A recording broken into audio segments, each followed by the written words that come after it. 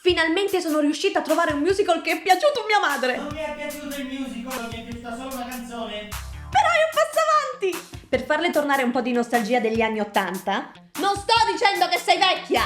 Gli ho fatto vedere The Little Shop of Horrors, ovvero La piccola bottega degli orrori, che più che un musical sembra uno dei libri di piccoli brividi. Ok, ora io mi sento vecchia. Con le musiche di Alan Menken, che non potete non sapere chi è, perché tutti i classici Disney più belli li ha composti lui. La trama è molto semplice. Seymour è un giovane orfano sfortunato che lavora nella bottega del signor Mushnick ed è innamorato della sua amica e collega Audrey, ma così tanto che ha dato il suo nome ad una pianta. Peccato che la pianta si riveli essere un alieno che vuole conquistare la Terra. Partendo dal fatto che il film dell'86 è completamente diverso dal musical, perché sono state tagliate delle canzoni e ne è stata aggiunta un'altra, che è stata candidata agli Oscar, ma in più vediamo il finale completamente stravolto, perché nel musical vediamo morire non solo Audrey ma anche Seymour, e Audrey 2 prenderà il pieno possesso della Terra. Mentre invece nel film vediamo un finale happy ending, dove Audrey e Seymour sono sposati e nel loro bellissimo giardino verde sbuca una piccola pianta dalle sembianze di Audrey 2 che guarda ammiccante la telecamera. Questa è una grandissima perché non c'è più cattivo che si rispetti, porco. Sta andando tutto a come aver preso una storia, averla messa al 90 dopo avergli in bocca e inculato con un di legno cosparso di solo per vedere se il colore di quella che gli usciva dalla bocca dopo averla masticata fosse del solito colore uscitagli dal porco.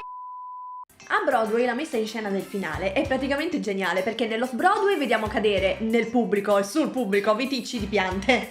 Come a renderli partecipi, capito? Che li prendono. Mentre invece a Broadway è stata proiettata un'enorme Audrey 2 alle spalle del pubblico. E infatti nessuno poteva vederlo e Audrey 2 praticamente mangiava tutto il pubblico. Regista malefico. Prima ho citato Alan Menken non a caso, proprio perché la famosissima canzone della Sirenetta è un riferimento alla canzone di Audrey Somewhere That's Green. Lei abita nei bassi fondi e vuole elevarsi e andare a abitare in città, proprio come vuole fare Ariel. E Alan Menken ha ribattezzato questo aneddoto Somewhere That's Wet. Nel film sono presenti tantissimi attori che erano famosissimi negli anni '80. Rick Moranis, Steve Martin, Jim Belushi, Bill Murray, One eternity later. Ellen Green e Tisha Campbell Martin. Ah, e nel film degli anni '60 c'è anche Jack Nicholson. Sinceramente non so cosa dire, ho detto anche troppo. Ciao!